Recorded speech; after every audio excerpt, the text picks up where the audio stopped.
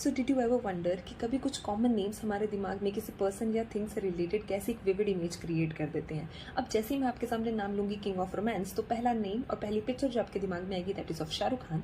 जैसे मैंने बोला iron man of India, so we think about none other than Sardar Vallabh Bhai Patel. इसी तरीके से डिजीज वर्ल्ड के अंदर भी बहुत सारी ऐसी मेजर डिजीजेज होती हैं जिन्हें हम उनके कॉमन नेम से जानते हैं। ऐसे ही एग्जाम पॉइंट ऑफ व्यू से डायरेक्ट क्वेश्चन बनता है that saint Anthony fire is associated with. अब इसका आंसर है अर्गट। अब बात करते हैं इसकी स्टोरी की। अर्गट जो है वो एक फंगल डिजीज है that is caused by a fungi known as Claviceps purpurea, जो कि राई या कुछ और सीरियल्स के अंदर एक मेजर डिजीज ये कॉज करती है। अब अर्गट के अंदर हमें सिम्टम्स कैसे दिखते हैं? इनिशियली यहाँ पर sugary substances Honey due like accumulation होता है, जो स्लोली ये हनी ड्यू सब्सटेंस कन्वर्ट हो जाता है हार्ड ब्लैकिश मास ऑफ स्क्लेरोशिया। अब ये इतनी इंपॉर्टेंट क्यों है? ये फंजाई जो है ये एक एल्कलॉइड का प्रोडक्शन करती है। अब ये एल्कलॉइड्स इसके ग्रेन्स में प्रेजेंट होते हैं और इसके ग्रेन्स को कंटामिनेट कर देते हैं। जब इन ग्रेन का कंजप्शन ह्यूमन या कोई एनिमल करता है किसी भी फॉर्म के अंदर, ब्रेड और एनी अनदर फॉर्म, ये जो एल्कलॉइड्स हैं उनकी बॉडी में जाते हैं और वहाँ पे जाके न्यूरोलॉजिकल डिसऑर्डर्स क्रिएट करते हैं।